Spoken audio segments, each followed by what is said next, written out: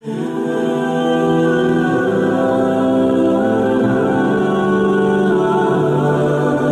جوان جو ہی پروان چڑھا ان فوان شباب آیا تو اس کی پیشانی سجدے کے تقدس سے مالا مال ہو گئی، اس کی آنکھوں میں حیا اور شرم کے پہرے آ گئے، اس کے خیالوں میں پاکیزگی آ گئی، اس کی زندگی کے شب و روز نیکی کے ماحول میں بسر ہونے لگے، اس کی راتیں ذکر الہی میں، تلاوت کلام مجید میں اور دن یاد الہی میں روزے سے گزرنے لگے۔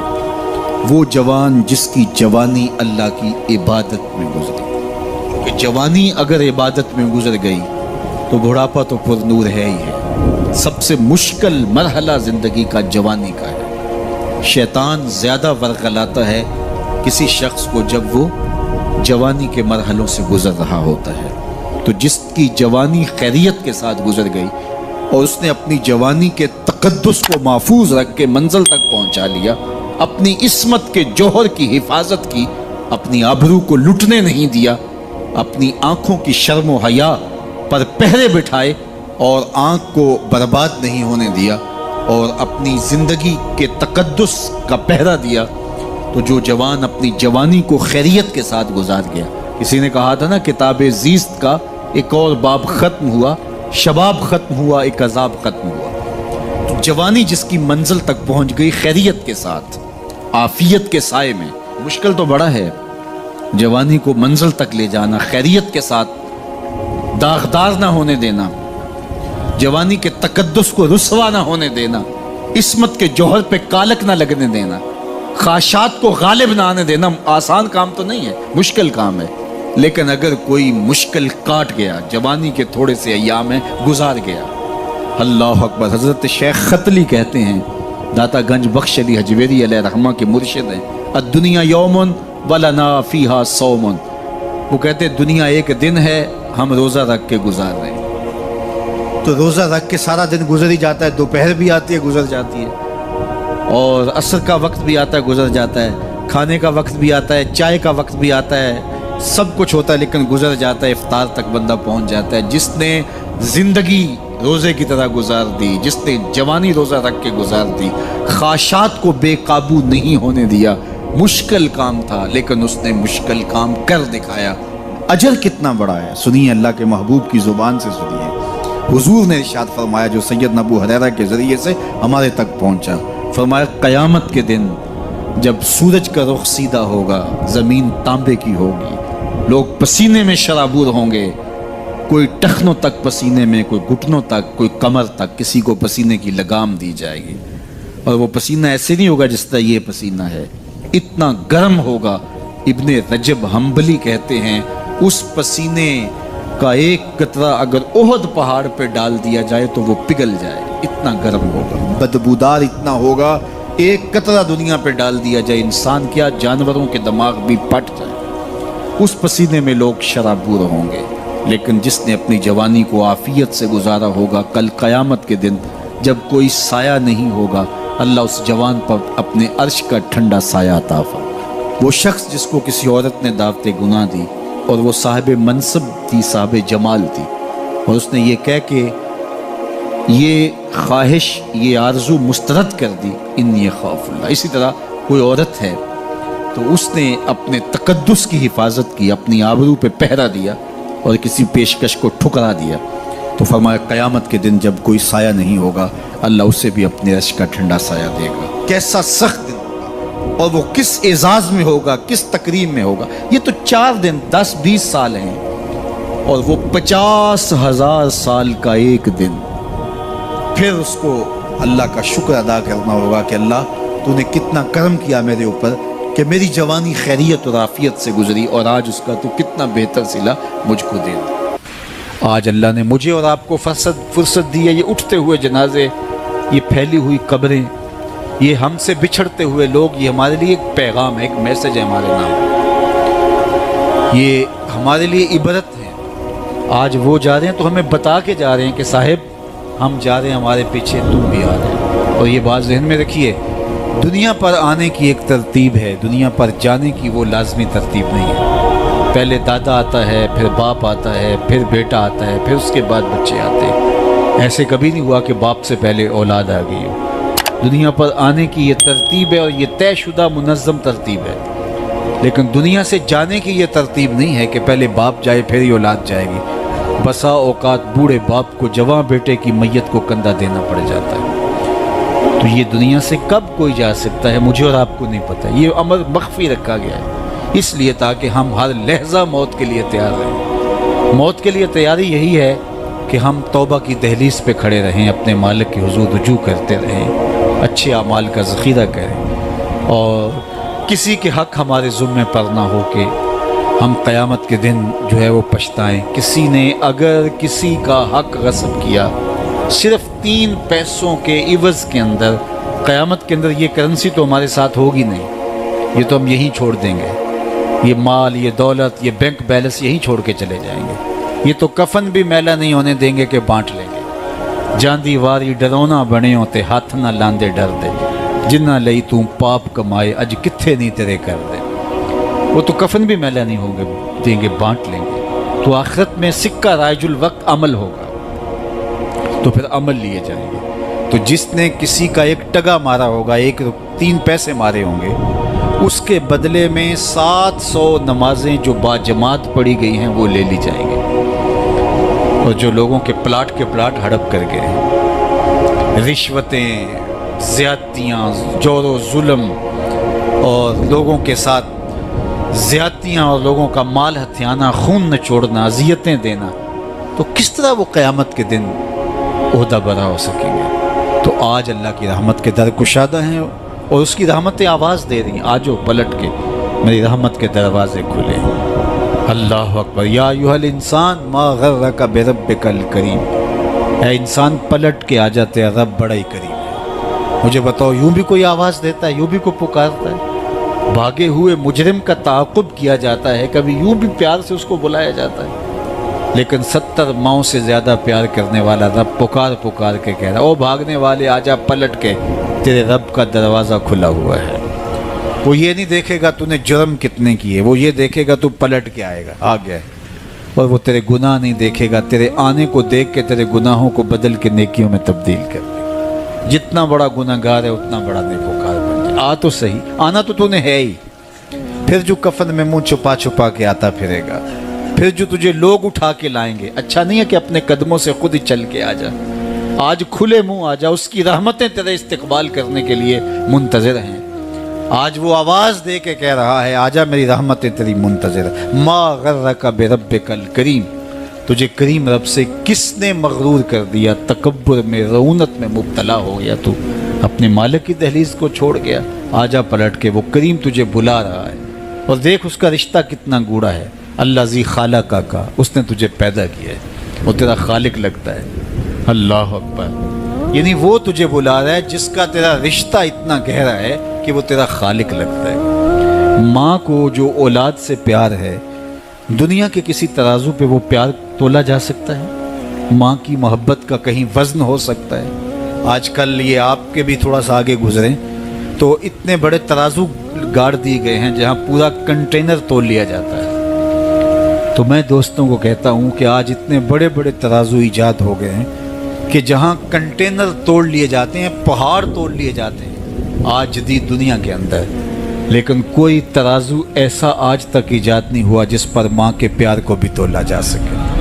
اس کے سینے میں جو تڑپتی ہوئی ممتا رکھی گئی ہے، محبت کا جو جہاں آباد کر دیا گیا ہے، الفتوں کی ایک کائنات ماں کے سینے میں رکھ دی گئی ہے، اس کا نعم البدل کیا بدل بھی موجود نہیں ہے۔ ماں جب بولتی ہے تو اس کے لہجے میں جبریل بولتا ہے، ماں جب مسکراتی ہے تو لگتا ہے جنت کی ساری کلیاں کھل اٹھی ہیں۔ وہ سینے میں درد، وہ درک، وہ محبت، وہ کائنات، وہ انوکھا پیار جو اولاد کے لیے رکھتی ہے، یہ اتنا پیار ماں کے سینے میں پیدا کیسے ہوا؟ تو آپ کے پاس ایک ہی جواب ہوگا، اس لیے کہ ماں نے اولاد کو جنم دیا ہے۔ تو میں یہاں آپ کی توجہ چاہوں گا، جس ماں نے اولاد کو جنم دیا ہے وہ اتنا پیار کرتی ہے، تو جس رب نے خلق کیا ہے وہ کتنا پیار کرتا ہوگا۔ میں آپ کی توجہ چاہوں گا، مجھے اور کوئی نہیں چاہیے، صرف توجہ چاہیے گا۔ صرف نظارے کے لیے جنبش مژگاں بھی بھار ہے، نرگس کی آنکھ سے تجھے دیکھا کرے کوئی۔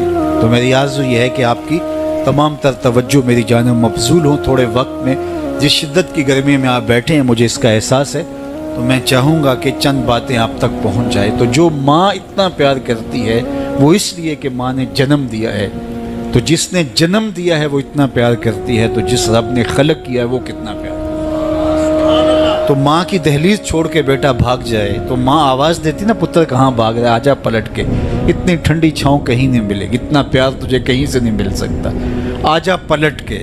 مائیں تو مائیں ہوتی ہیں، اور اولاد کے لیے ان کے سینے میں جو تڑپتی ہوئی ممتا ہوتی ہے، اور پیار کا جو ایک آباد جہاں ہوتا ہے وہ ایک الگ ہی کائنات ہے، وہ ایک الگ ہی جہاں ہے۔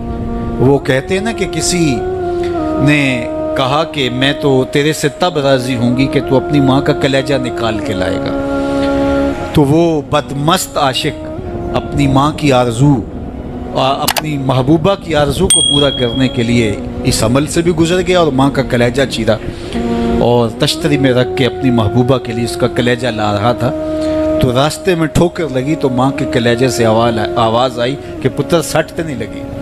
یہ ماں کے پیار کا روپ ہے، یہ ماں کی محبت کے بکھرے ہوئے رنگ ہیں، یہ چھلکتا ہوا اجالا اور نور اور روشنی ہے۔ ماں اتنا پیار کرتی ہے، اللہ اکبر۔ تو ماں کو اتنا پیار اس لیے ہے کہ اس نے جنم دیا اور رب نے تو خلق کیا دستے قدرت سے۔ تو ماں کی دہلیز چھوڑ کے بچہ بھاگ جائے تو ماں کہتی ہے پتر آجا واپس پلٹ کے، اور جب بیٹا پلٹ کے آتا ہے تو ماں سب بھول جاتی ہے کہ اس نے کیا کیا تھا۔ تو جو 70 ماؤں سے زیادہ پیار کرتا ہے اس کی بھی آوازیں آ رہی ہیں، لا تقنطوا من رحمت اللہ، آجا پلٹ کے میری رحمت سے نا امید نہ ہونا۔ میں یہ نہیں دیکھوں گا تو مجرم کتنا بڑا ہے، میں یہ دیکھوں گا تو میری دہلیز سے پلٹ کے آ گیا ہے۔ تو اس کی رحمتیں بندے کو پکار رہی۔ تو یہ اٹھتے ہوئے جنازے، یہ پھیلی ہوئی قبریں، اور یہ ہم سے بچھڑتے ہوئے ہمارے احباب، دوست، بھائی، عزیز، یہ ہمیں بتاتے ہیں کہ میاں اس زندگی سے، زندگی کا متعین سفر کاٹ کر کے تم بالآخر اللہ کے حضور پلٹ کے آنے والے ہو۔ اخروی زندگی کے لیے اچھے اعمال کا ذخیرہ جمع کرو اور اپنی آخرت کی تیاری کرو، چونکہ موت جب آ جاتی ہے تو ایک لمحے کا بھی تقدم و تاخر نہیں ہوتا۔ موت ایک اٹل طے شدہ امر واقعی اور حقیقت واقعہ ہے، بہر صورت اس نے آ کے رہنا ہے، بلکہ اللہ تعالیٰ جل شانہ نے اس کو اچانک رکھ کر کے ہمیں ہر وقت مستعد اور فعال رہنے کی ترغیب دی کہ تاکہ ہم ہر لحظہ، ہر ساتھ اپنے آپ کو آمادہ رکھیں، کسی وقت بھی بلاوا آ سکتا ہے اور ہم موت کی اس گاڑی میں سوار ہو سکتے ہیں۔ اللہ اکبر۔ تو آئیے میں اور آپ اللہ کی بارگاہ میں دعا بھی کرتے ہیں اور اپنی زندگی کو بہتر بنانے کی منصوبہ بندی بھی کرتے ہیں۔ جب لوگ ہم سے جدا ہوتے ہیں تو ہمیں عبرت ہوتی ہے کہ ہم بھی جا رہے ہیں۔ حضرت یعقوب علیہ السلام نے حضرت اسرائیل سے عہد لے رکھا تھا کہ میری روح قبض کرنے کے لیے اچانک نہیں آنا، پہلے کوئی قاصد بھیج دینا تاکہ میں موت کی تیاری کر لوں۔ انبیاء تو تیاری ہوتے ہیں، کچھ چیزیں تعلیم امت کے لیے ہوتی۔ تو کہا کہ جی میرا وعدہ رہا۔ تو ایک عرصے کے بعد حضرت اسرائیل حاضر خدمت ہوئے اور کہا کہ حضور میں قبض روح کے لیے آیا ہوں۔ فرمایا تم نے تو وعدہ کیا تھا اچانک نہیں آؤں گا، تم اچانک آ گئے، کوئی قاصد نہیں بھیجا۔ تو کہا حضرت میں نے تو قاصد بھیجے تھے۔ فرمایا میرے پاس تو ایک بھی نہیں آیا۔ عرض کی حضور آپ کے سامنے کتنے لوگوں کی موت واقع ہوئی، یہ میرا قاصد نہیں تھا تو اور کیا تھا۔ آپ کی داڑھی میں سفید بال آ گئے، یہ میرا قاصد نہیں تھا تو اور کیا تھا۔ جب کمر میں خم آنے لگے، جب اعضاء مدمحل ہونے لگے، جب چلتے ہوئے ٹھوکنے لگے، جب زبان میں لکنت آنے لگے، جب یادداشت کھونے لگے، جب بالوں میں چاندی اترنے لگے، جب انسان کے اعضاء جواب دینے لگے تو سمجھو یہ پیغام موت آ گیا ہے۔ اللہ اکبر۔ حضرت عمر رضی اللہ تعالیٰ عنہ دربار میں بیٹھے تھے تو ایک صاحب آیا اور اس نے کہا کہ یا عمر لا تنسا موتک، عمر اپنی موت کو نہیں بھولنا۔ اور یوں کانپنے لگے حضرت عمر جیسے بیت کی شاخ کانپتی ہے، اور اسے کہا کہ روز آ کے مجھے تذکیر کر جایا کر۔ وہ روز آتا ہے، بھرے دربار میں کھڑا ہو کے کہتا ہے عمر اپنی موت کو نہیں بھولنا۔ ایک دن آیا، آپ نے اس کو کہا میاں آج کے بعد نہیں آنا۔ کوئی اور شخص آنے لگا، فرمایا نہیں۔ تذکیر موت کی ضرورت نہیں رہی، فرمایا نہیں۔ مجھ سے کوئی گستاخی ہوگی، فرمایا نہیں۔ تو پھر مجھے چھٹی کیوں دی جا رہی ہے؟ تو حضرت عمر روئے اور یوں داڑھی پہ ہاتھ رکھا اور ایک بال الگ کر کے کہا یہ دیکھ میری داڑھی میں سفید بال آ گیا۔ اب یہ مجھے چین سے نہیں بیٹھنے دے گا۔ ہماری تو پوری داڑھی بھی سفید ہو جائے نا۔ میاں صاحب نے کہا ہڈیاں کھڑکن، ہڈیاں کمبن گوڈے کھڑکن تے اڑ گیا لک تیرا، اجے بھی بدیوں باز نہ آئیں جیو مرد دلیرا، فما اصبرہم علی النار۔ اللہ قرآن میں فرماتا ہے کتنا حوصلہ ہے لوگوں کا آگ پر، کتنی ڈٹائی کے ساتھ کہہ دیتے ہیں یہ جہاں مٹھا گلا کس نے ڈٹھا۔ قبرستانوں میں جا کے دیکھو کس نے دیکھا ہے آخر والا جہاں۔ حضرت سیدنا غوث اعظم الشیخ عبد القادر الجیلانی علیہ رحمہ و رضوان فرماتے جاؤ قبرستانوں میں جا کر دیکھو کیسے کیسے حسینوں کی مٹی خراب ہو رہی ہے، جو بدن پہ چٹکی مٹی نہیں پڑنے دیتے تھے آج ان کے کفن بھی تار تار ہو گئے۔ خیر کنے فلاں و غنیمت شمار عمر، زاں بیشتر کے بانگ برائت کے فلاں نماز۔ تو نے بھی چلے جانا ہے، یہاں بیٹھ نہیں رہنا۔ یہ اٹھتے ہوئے جنازے تجھے عبرت دیتے ہیں، یہ پھیلی ہوئی قبریں تمہیں بتاتی ہیں کہ میاں تم بھی اسی مٹی کا رزق بننے والے ہو، تم ہی یہی چادر اوڑھ کے سونے والے ہو۔ تم دو لباس کے دو کپڑوں کے اندر، دو سفید چادروں کے اندر ملبوس۔ کہاں گئی وہ پوشاکیں، کہاں گئے وہ برانڈ، کہاں گئے وہ تمہارے قیمتی بیڈ، اور کہاں گئے اے سی لگے ماحول سے آراستہ کمرے۔ امیر ہے یا غریب ہے وہ 2 گز زمین، اور وہی مٹی کا اوڑھنا، مٹی کا بچھونا، وہی 2 گز کفن، وہی کل کائنات، اور وہاں جو کیے ہوئے عمل ہیں وہی سکہ رائج الوقت ہوگا۔ تو قبل اس سے کہ وہ وقت آ جائے اور پھر ہاتھ ملے، فلاں چیخ کے کہتا تھا مجھے اس کی بات سن لینی چاہیے تھی، فلاں پکار کے کہتا تھا اس کی آواز پہ کان دھرنا چاہیے تھا، فلاں اٹھتا ہوا جنازہ مجھے عبرت دے دیتا، فلاں بندے نے مجھے یہ کہا تھا اس کی بات پہ کاش میں عمل کر لیا ہوتا۔ لیکن اس دن پچھتاوے سے کیا ہوگا؟ آج کا پچھتاوا کل کی بہتری کا ضامن ہو سکتا ہے، آج کا پچھتاوا زندگی بدل ہو سکتا ہے، آج کا پچھتاوا توبہ کا سبب و ذریعہ ہو سکتا ہے، آج کا پچھتاوا دل کے میل اتار سکتا ہے، اور کل کا پچھتاوا سوائے حسرت بڑھانے کے، سوائے دکھ بڑھانے کے، سوائے تکلیف میں اضافے کے اور کچھ نہیں ہوگا۔ اس لیے میں اور آپ اپنی زندگی کی منصوبہ بندی کریں۔ مجھے پتہ ہے میں کہاں کھڑا ہوں، اور آپ کو بھی پتہ ہے کہ ہم کہاں کھڑے ہیں۔ آپ مجھے اچھا سمجھتے ہیں، یہ آپ کی مہربانی، لیکن مجھے تو پتہ ہے کہ اچھا ہوں یا نہیں۔ میں آپ کو اچھا سمجھتا ہوں، لیکن آپ کو تو پتہ ہے کہ آپ کہاں کھڑے ہیں۔ اس لیے اپنے ضمیر میں جھانک کر کے دیکھیے، اپنے من میں اتر کر کے دیکھیے، اپنا محاسبہ کیجئے، اپنے اعمال کا تجزیہ کیجئے، جو نیکیاں کی ہیں اور جو برائیاں کی ہیں ان کا اندازہ کیجئے۔ جو برائیاں کی ہیں وہ تو کنفرم برائیاں ہیں، اور جو نیکیاں کی ہیں ذرا دیکھیے وہ نیکیاں ہیں یا ریا کے لیے کی ہیں، دکھلاوے کے لیے کی ہیں۔ نیکیاں کسی کو دکھلانے کے لیے کی ہیں، کس مقصد کے لیے نیکیاں کی ہیں؟ تھوڑی سی ریا بھی شرک بتائی گئی ہے۔ ساری محنت کہیں ضائع تو نہیں چلی گئی، ہمارے پاس ہے کیا؟ ہمارے دامن میں گناہ ہے تو لتھڑے بڑے ہم، سویر سے لے کر شام تک، چغلی غیبت سے لے کے بدکاریوں تک، نگاہوں کی بدکاریوں سے لے کر کے سوچوں کی بدکاریوں تک ہم کہاں پڑے رہتے ہیں، اور دوسری جانب ہمارے پلے میں نیکیاں کتنی ہیں ہمیں سارا پتہ ہے۔ ایک تو نامہ اعمال قیامت کے دن تولا جائے گا، ہم خود اپنے ضمیر کی عدالت میں ترازو گاڑ کے تولے۔ حضرت عمر فرمایا کرتے تھے حاسبو قبل ان تحاسبو، اس سے قبل کہ تمہارا حساب کیا جائے تم اپنا حساب پہلے ہی خود کر لو۔ کبھی آپ عمرے پہ جاتے ہیں یا بیرون ملک سفر کرتے ہیں تو وہاں سامان باندھ کر کے پہلے تول رہے ہوتے ہیں کہ ایئرپورٹ پہ پریشانی نہ ہو۔ حالانکہ ایئرپورٹ پہ اگر 2-4 کلو سامان بڑھ بھی گیا تو کوئی بات نہیں، 4 ریال دے کے آپ سامان لا سکتے ہیں، لیکن اس کے باوجود آپ وہاں کسی سے ترازو مانگ کے بار بار اپنے پیس تول رہے ہوتے ہیں کہ جناب ایئرپورٹ پہ جا کے پریشانی نہ ہو۔ تو اس دنیا پر بھی اعمال تول لو، کہیں نزا کے وقت پریشانی نہ ہو، کہ حشر کے وقت جب اعمال تلنے لگے تو وہاں پریشانی نہ ہو۔ تو یہ تھوڑا سا وقت ہے، یہ زندگی مختصر ہے، اور ہم تیزی کے ساتھ موت کی طرف بڑھ رہے ہیں۔ حضرت سیدنا علی المرتضیٰ رضی اللہ تعالیٰ عنہ فرماتے ہیں یہ تمہاری سانسیں جو ہیں یہ موت کی طرف اٹھتے ہوئے قدم ہیں۔ تم سمجھتے ہو ہم بڑے ہو رہے ہیں، لیکن حقیقت میں تم چھوٹے ہو رہے ہو، چونکہ گنتی جب الٹی شروع ہو جائے تو کام جلدی 0 پر پہنچتا ہے۔ کبھی آپ اشارے پہ رکے ہوں تو 60 سے نیچے آ رہی ہو یا 70 سے یا 120 سے، تو کام تو 0 پہ آ جاتا ہے، اور جب کام 0 پہ آ جاتا ہے تو پھر لال بتی جل جاتی ہے۔ اللہ اکبر۔ تو یہ تیزی کے ساتھ زندگی گزر رہی ہے، اور ہم کوئی 60 سے نیچے آ رہا ہے، کوئی 55 سے نیچے آ رہا ہے، کوئی 50 سے نیچے آ رہا ہے، اور جب 0 تک آ جائیں گے پھر اس سے آگے تو کچھ بھی نہیں ہے۔ ایک روایت میں آتا ہے ان اللہ یحب الشاب التائب، اللہ تعالیٰ توبہ کرنے والے جوان کو پسند کرتا ہے، اس سے محبت کرتا ہے۔ تو وہ محبوب بارگاہ ہو جاتا ہے جو جوانی میں اللہ جل شانہ ہو کے حضور رجوع کرتا ہے۔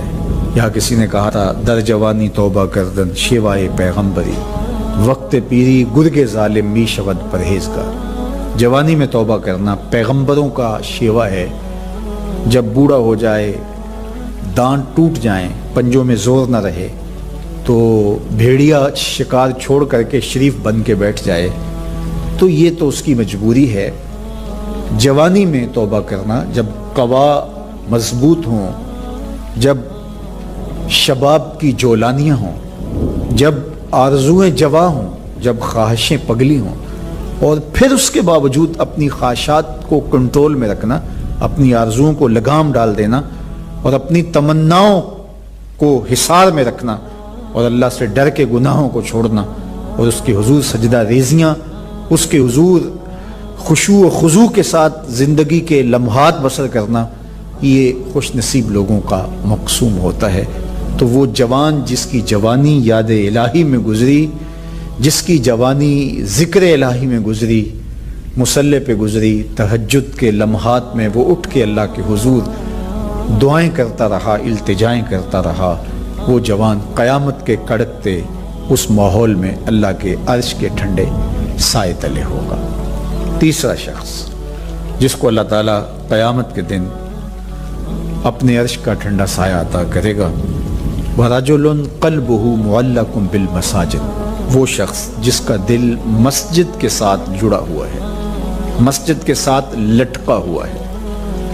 مسجد کی ملازمت، مسجد کی حاضری، مسجد کی صفائی، مسجد کی ستھرائی، مسجد کی پاکیزگی کے لیے کوشش، مسجد کی تعمیر، مسجد کی تزئین اور مسجد کی آبادی کے لیے دن رات کوشاں رہا، ایک نماز کے بعد دوسری نماز کا انتظار کرتا ہے، تو یہ خوش نصیب وہ ہے جس کا دل جڑا ہوا ہے مسجد کے ساتھ۔ ایک جلیل القدر نام آپ نے سنا ہے، اور وہ ہے ربیع بن خثیم رضی اللہ تعالیٰ عنہ۔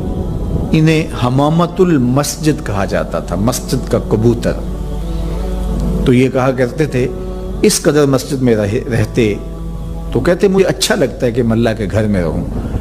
تو یہ فرمایا کرتے تھے کہ جس دن اذان ہو اور مجھے مسجد میں نہ پاؤ تو سمجھ لینا کہ میرا انتقال ہو گیا۔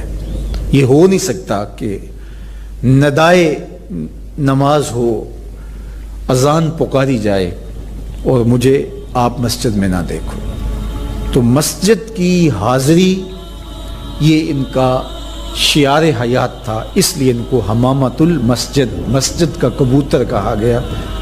تو کتنے خوش نصیب لوگ ہیں جو مسجد سے جڑے ہوتے ہیں۔ فرمایا کچھ لوگ ہیں جو مسجد سے یوں جڑے ہوئے ہوتے ہیں جس طرح لکڑی میں کیل ٹھکا ہوتا ہے، تو چوب کے اندر جس طرح کیل جڑا ہوا ہوتا ہے، اسی طرح وہ مسجد کے ساتھ جڑے ہوئے ہوتے ہیں۔ تو کبھی وہ بیمار ہو جائیں اور وہ مسجد حاضر نہ ہو پائیں تو اللہ کے کچھ فرشتے ہیں جو ان کی عیادت کرنے کے لیے ان کے گھروں میں جاتے ہیں۔ یہ خوش نصیب لوگ ہیں جو مسجد کے ساتھ اپنے آپ کو وابستہ رکھتے ہیں۔ فرمایا انما یامر مساجد اللہ، اللہ کی مسجدوں کو بس وہی لوگ آباد کرتے ہیں من آمن باللہ والیوم الآخر، جو اللہ پر ایمان رکھتے ہیں اور پچھلے دن پر ایمان رکھتے ہیں۔ تو اللہ اور پچھلے دن پر، آخرت پر ایمان رکھنے والے مسجدوں کے ساتھ وابستہ رہتے ہیں، مسجدوں کے ساتھ جڑے رہتے ہیں۔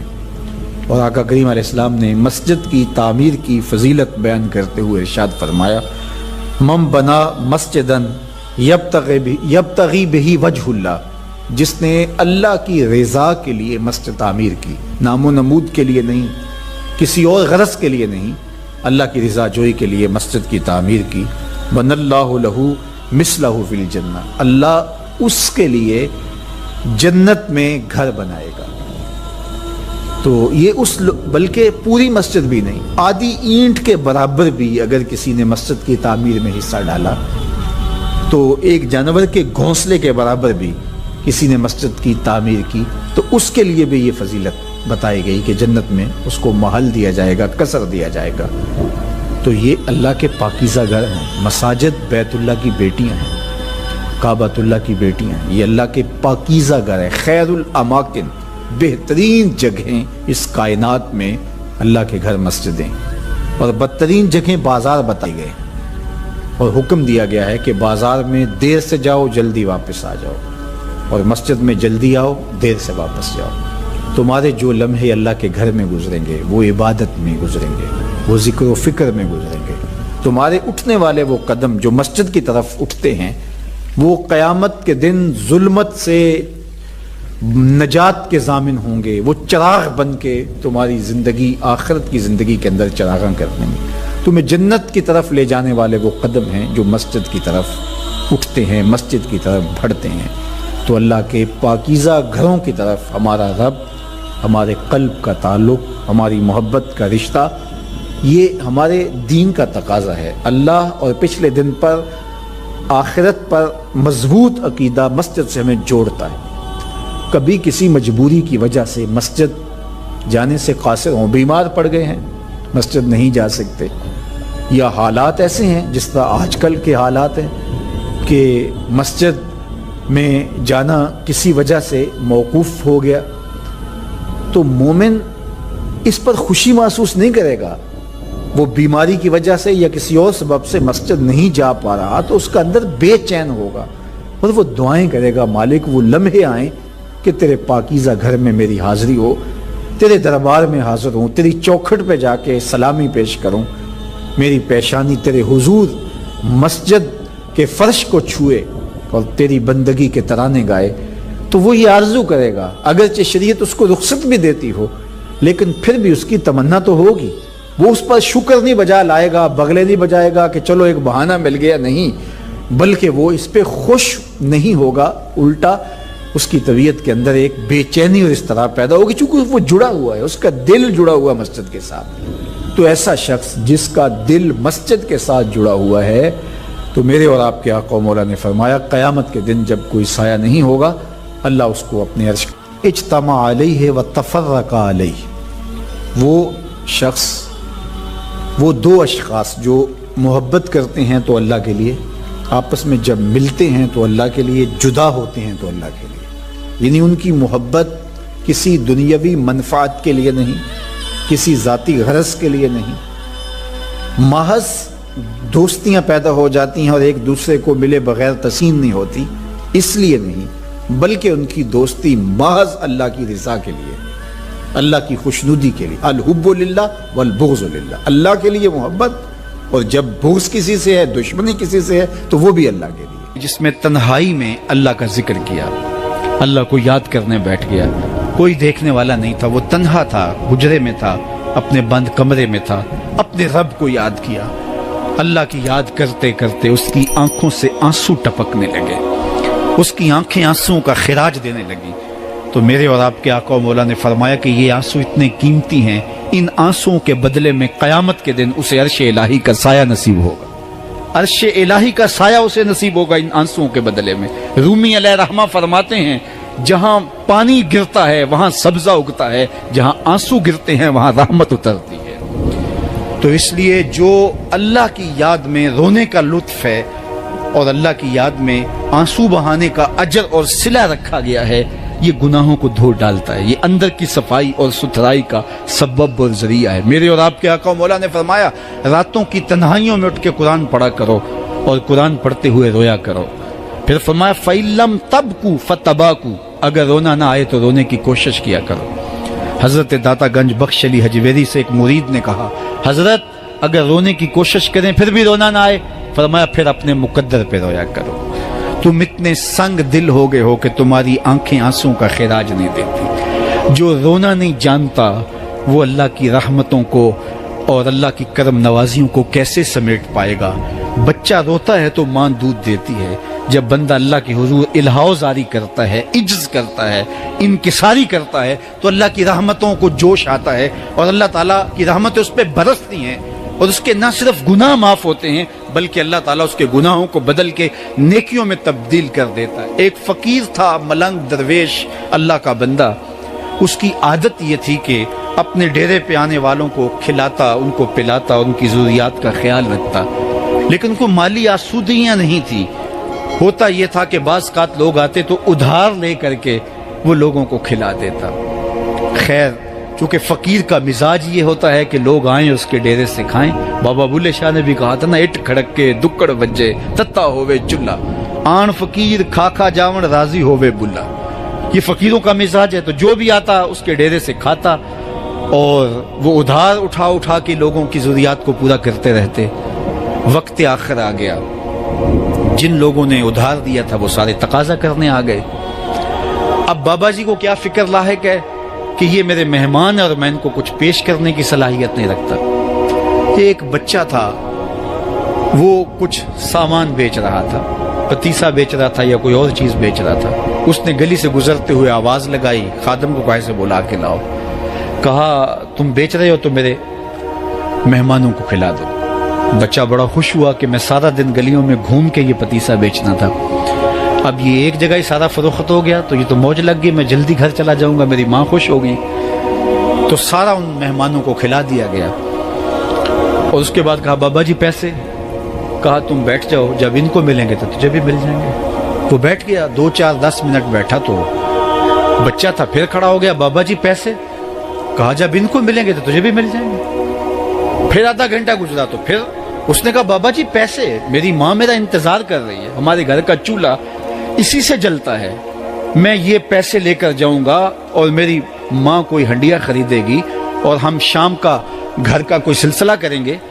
کہا بیٹا جب ان کو ملے گا تو تجھے بھی مل جائے گا۔ بچے نے رونا شروع کر دیا، یتیم بچہ تھا، اس کا سارا آسرا یہی تھا، اس نے رونا شروع کر دیا۔ جب بچہ رویا اللہ کی رحمت کو جوش آیا، کوئی مرید نذرانہ لے کے ان بزرگوں کے پاس آ گیا اور اشرفیوں کی بھری ہوئی تھیلی پیش کی۔ وہ اتنے پیسے تھے کہ اس بچے کو بھی دیے، جتنے لوگ آئے تھے سب کا قرض چکایا، کہا جاؤ گھروں کو۔ تو سب نے کہا بابا جی ہم صبح سے بیٹھے ہوئے تھے تو یہ نذرانہ دینے والا صبح سے نہیں آیا، تو اب کیسے آ گیا؟ کہا صبح سے تمہارے اندر کوئی رونے والا نہیں تھا، ایک رونے والا آیا تو باقیوں کا بھی کام بن گیا۔ بعض اوقات کسی ایک شخص کی وجہ سے باقیوں کی خطائیں بھی معاف ہوتی ہیں۔